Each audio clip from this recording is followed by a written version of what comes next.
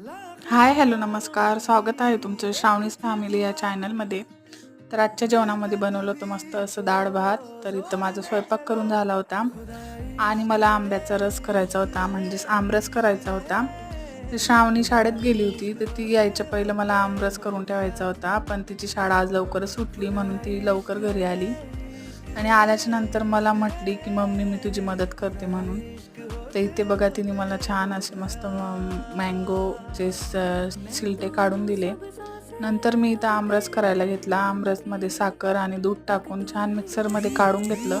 तर इथे बघू शकता छान आमरस तयार होता आणि नंतर तिला खायला दिला, तर तिला खूप आवडला. तर असा होता आजचा मिनी व्लॉग. आवडला असेल तर व्हिडिओला लाईक, शेअर आणि सबस्क्राईब करा. बाय.